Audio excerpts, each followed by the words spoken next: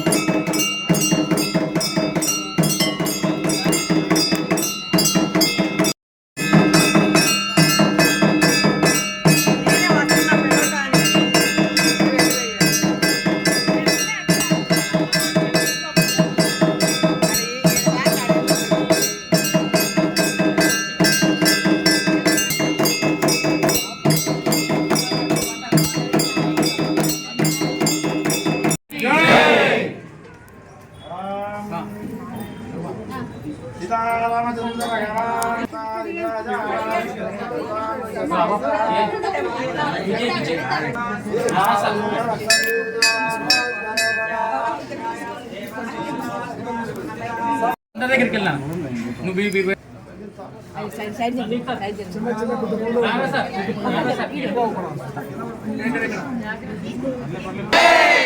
सीताराम लक्ष्मण भगवान की जय। बोलो सीताराम लक्ष्मण भगवान की जय।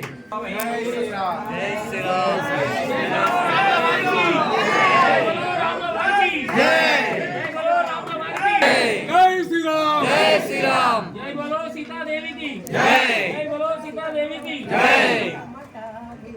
साइड को ना मैडम जय बोलो सीता माता बजरंगबली गौरपुत्र हनुमान की जय। बोलो बजरंगबली गौरपुत्र हनुमान की जय।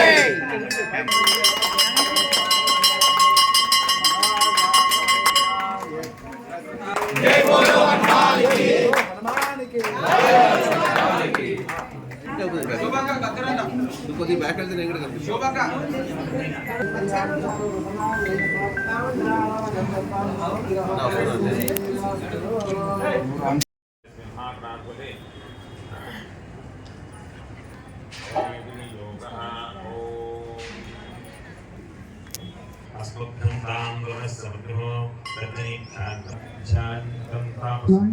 सर्वाभीष्टवरप्रदं दंष्ट्राकरालधं ज्वालामाला विभूषितं कपालकृत्तिकाहस्तं स्वाहा ॐ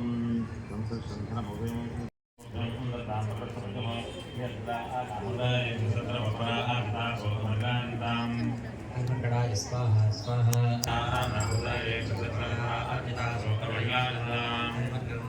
कर्कटाय स्वाहा स्वाहा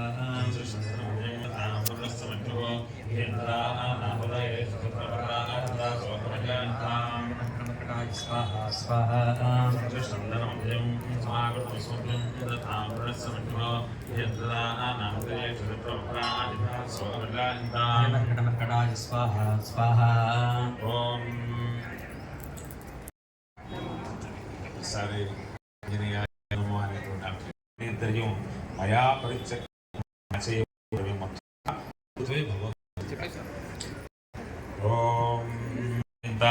आम अंजनासुताय विद्महे वायुपुत्राय धीमहि ह्रीं तन्नो कविप्रचोदयात् ओं लं यं रं खें खें अवक्रं प्रत्युषो जहि स्वाहा ओं ह्रीं लं खें विश्वमांशको ह्रीं तन्नो कविप्रचोदयात् ओं लं यं रं खें खें अहं सर्वविद्यानिमप्रत्युषो जहि स्वाहा ओं आं ह्रीं श्रीं लं वचन्नविमामा स्वाहा वदस्यो भगवो गामे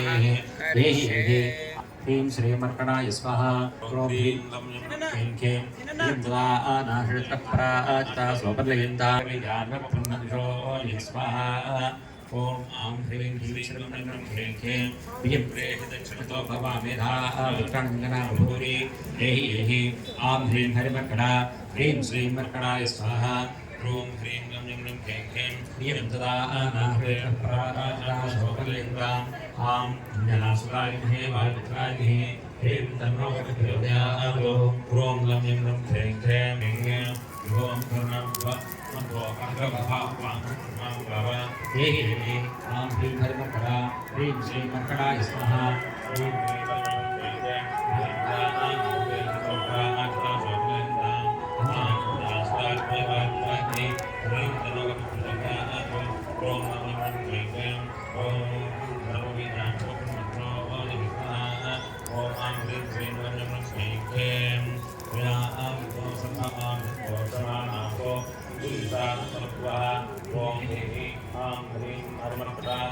श्रीं मर्कणाय स्वाहा ॐ ह्रीं ह्रीं ह्रीं ह्रीं ह्रीं तदा अनाहृतप्राचिता स्वपर्लयन्ताम् आं ज्ञानसुताय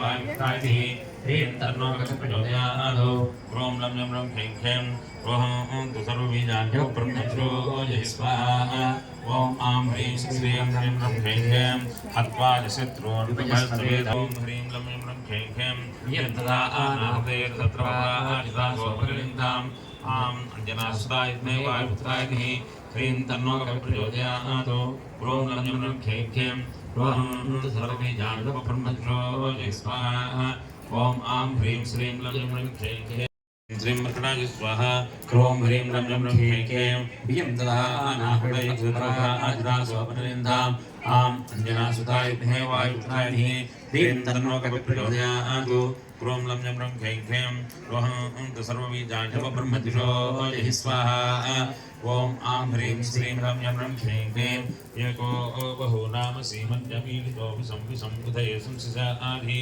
एहि आं ह्रीं हरिमर्कणा ह्रीं श्रीं मर्कणाय स्वाहा ॐ ह्रीं लं यं लं ह्रीं ह्रीं ह्रीं तदा अनाहृतप्राचिता स्वपर्लयन्ताम् आं ज्ञानसुताय वायुपुत्राय ह्रीं तन्नो प्रचोदयात् ॐ लं यं लं ह्रीं ह्रीं ॐ तु सर्वबीजान्यो ब्रह्मज्यो स्वाहा भक्तया आविजावशुद्धमन्तं घोरं जयाजगमहे एकेहि आं ह्रीं हरिमर्कणा ह्रीं श्रीं मर्कणाय स्वाहा ॐ ह्रीं लं यं लं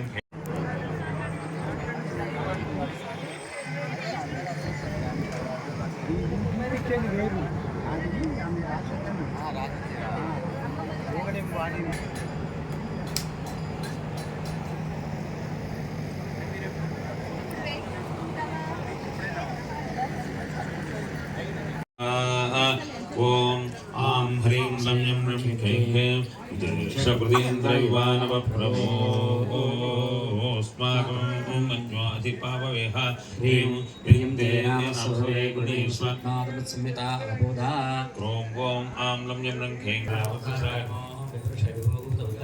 ह्रीं तत्वा मन्वा सहावे देवहातस्य भूतसंसुजी ॐ आं लं यं लं संसृष्टं धर्मव्यं समाप्तस्पव्यं दत्ता पुनस्तुभ्यो एहि आं ह्रीं हरिमर्कणा ह्रीं श्रीं मर्कणाय स्वाहा ॐ ह्रीं लं यं लं ह्रीं ह्रीं ह्रीं तदा अनाहृतप्राचिता स्वपर्लयन्ताम् ह्रीं ॐ तु सर्वबीजान्यो ब्रह्मज्यो ॐ आं ह्रीं गौष्ठसंवृणं विशाचमन्त्रसंवृणः ॐ स्वाहा ఓం ఆం హ్రీం క్లం క్లం ఖేం క్లీం సంసృష్టం ధనమభయం సమాగమస్మభ్యం దత్తాం వరుణసమన్యో హ్రీం హ్రీం జ్ఞానాహులై సదాజిదాసో వరలితాం ఆం ఓం నమస్మభ్యం దత్తాం వరుణసమన్యో ఏ ఆం హ్రీం హరిమర్కట హ్రీం శ్రీ మర్కటాయ స్వాహా ఓం హ్రీం క్లం క్లం ఖేం క్లీం జ్ఞానాహులై ఓం ఆం శంఖపుష్టి సంపూర్ణం విశాఖమింద్ర సంప్రా హ్రీం సర్వం రక్షోనివహ ఓం స్వాహ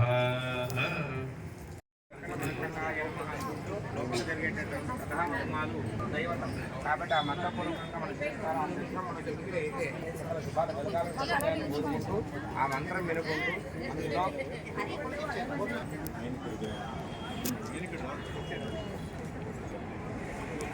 అందులో అవుతారా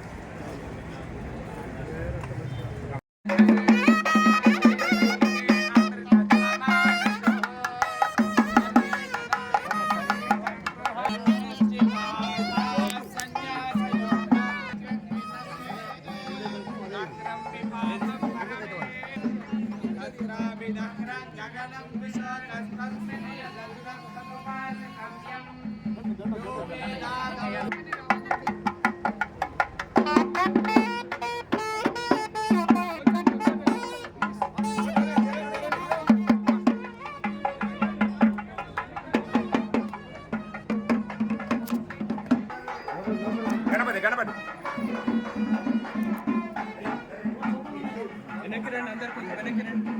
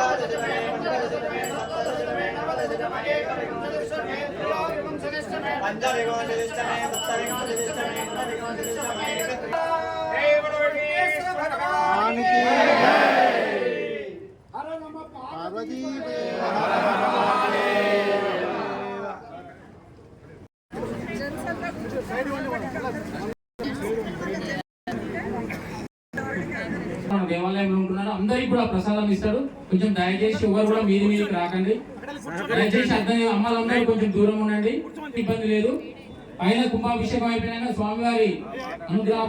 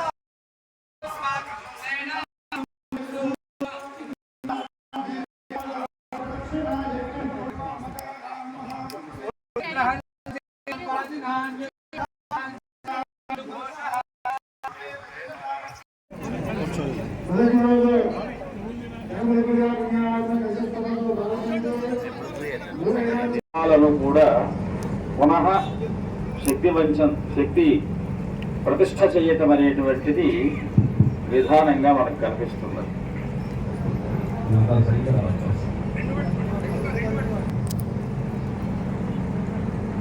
ఏమిటి ప్రధానంగా మనం పొందుతున్నాం, దేన్ని తెలుసుకుంటే సకలం మనకు అవగతం అవుతుందో దాన్ని తెలియజేసేటువంటిది ఆట. ఈనాడు అనేక రకాలైనటువంటి క్రతువులు, ధర్మాలు, అనేక విధములైనటువంటి వ్యాఖ్యానాలు లోకంలో సంచరిస్తుంది. అది దోషంగానో నిందించడానికో మనం మాట్లాడటం లేదు, కానీ సత్యాన్ని తెలుసుకోవడానికి మాత్రం ఒక వాక్యం మనం చెప్పుకోవాలి. ఎంతో కాలాన్ని దాటి మనం ఇక్కడికి వచ్చాం. 28వ మహాయుగం, అందులో వైవస్వత మన్వంతరం, అందులో కలియుగం. కలియుగంలో కూడా దాదాపు 5118 సంవత్సరములు దాటిపోయి అందులో ఎన్నో రకాలైన మార్పులు. కాలగతి అనేక విధాలుగా పరివర్తిస్తూ నేటికి సమాజానికి కావాల్సినటువంటి రూపంలో ధర్మాన్ని ఈ విధంగా మనం అర్థం చేసుకోగలం అని కాలం మారినప్పుడల్లా ఋషులు ధర్మశాస్త్రాన్ని సవరిస్తూ కలియుగానికి పరాశర మహర్షుల వారి యొక్క ఏదైతే మనుషుల యొక్క మేధాశక్తి తక్కువగా ఉంటుంది, ఆయుర్దాయం తక్కువగా ఉంటుంది, సహనం తక్కువగా ఉంటుంది, గ్రహణ ధారణ అనేటువంటి 2 శక్తులు కూడా తక్కువగా ఉంటాయి. ఇది భాగవతంలో చెప్పినటువంటి మాట. అల్పాయుర్ నిర్ధనో మూర్ఖః. కలిలో ఉండేటువంటి ప్రధానమైనటువంటి గుణం ఏమిటి అంటే అల్పాయురు నిర్ధనః మూర్ఖః. మూర్ఖత్వం కూడా ఉంటుందట. దీన్ని మనము బాగుపడటానికి స్వీకరించాలి తప్ప స్వామివారి సభలో కలియుగంలో ఉన్నటువంటి జనాలని మూర్ఖులుగా వర్ణించారు అనేటువంటి వ్యాఖ్యానం స్వీకరించకూడదు. దీని నుంచి మనం ఎలా బయటపడాలి? ఆ వాక్యం ఋషులు పురాణాన్ని రాస్తూ ఈ వాక్యం పెట్టాము అంటే కలిగుణం అటువంటి. మనం సంఘంలో ఏ ధర్మాన్ని ఆశ్రయించకుండా వెళ్ళిపోతూ ఉంటే ఇవన్నీ వస్తాయి. కానీ సామాన్య ధర్మము, విశేష ధర్మము 2 ఒక్క వ్యక్తిని నిర్ధారించలేవు. ఆ వ్యక్తి దేన్ని స్వీకరిస్తున్నాడు అనే దాన్ని బట్టి అతని యొక్క వైయక్తిక లక్షణం, వ్యక్తిత్వ లక్షణం ఆధారపడి ఉంటుంది. అందుకే పెద్దలు ఎప్పుడూ కూడా ధార్మికమైనటువంటి జీవన ప్రవృత్తి కావాలి అని పెద్దలందరూ పిల్లల్ని ఆశీర్వదిస్తూ ఉంటారు. ఎందుకు అంటే ధర్మాన్ని ఎవరు నాశనం చేయలేరు, లోకాన్ని మనుగడను కాపాడగలిగినటువంటిది ధర్మము ఒకటే. అందుకే ధర్మాన్ని మనం నాశనం చేయకూడదు, ధర్మంలో ఆచరించాలి. ఇది ధర్మశాస్త్రంలో చెప్పినటువంటి మాట. చూడండి ఎంత అద్భుతంగా ధర్మశాస్త్రంలో ఒక మాట చెప్పారు. ధర్మాన్ని ఎవరు నాశనం చెయ్యలేరు. ధర్మో రక్షతి రక్షిత. ధర్మం రక్షింపబడితే మనం రక్షింపబడతాం. ఇక్కడ రక్షణ అనేటువంటి శబ్దానికి ఆచరణ అనే అర్థం తీసుకోవాలి. ఏదైనా రక్షణ అంటే ఆచరింపబట్టమే. ఏది పోదు, ఏది రాదు. రక్షించుకోవటము అంటే ధర్మాన్ని ఆచరిస్తూ ధర్మ పద్ధతిలో రక్షింపబడటం. ఇంకొకరికి చిన్న వెళ్ళిపోవాలి. ఎలా మన దేవాలయాలని, వేదాన్ని, దైవాన్ని, ధర్మాన్ని, నీ కామ్యం ఎలా ఉండాలి, నీ మనస్సులో పుట్టేటువంటి కోరికలు ఉంటే ధర్మాలు గుణంగా ఉండాలి. ధర్మానికి అదరిచ్చమైనటువంటి మార్గంలో ఉండకూడదు. దేవాలయాన్ని ఇక్కడ ధర్మ అర్థకామ మోక్షాదుల్లో దైవము అనేటువంటిది మోక్షం. వేదం ధర్మం, ధర్మం అర్థం, కామ్యగుణం దేవాలయం. లేదంటే అర్థాన్నిగా మనము ధర్మాన్ని తీసుకోవచ్చు, కామ్యంగా దేవాలయాన్ని. ఎందుకంటే అందరూ కూడా దేవాలయం లేకొచ్చి వారి యొక్క మానసికమైనటువంటి వ్యధను తొలగించుకొని వేదాన్ని పొందుతారు. వ్యధ తొలగించుకొని వేదాన్ని పొందేటువంటి ప్రపంచంలో ఏదైనా అంటే ధర్మ ధర్మము నుంచి తప్పించుకోలేరు, ధర్మాన్ని చంపలేరు, ధర్మం నుంచి తప్పించుకోలేరు. ధర్మాన్ని ఆచరించిన వాడి రక్షణ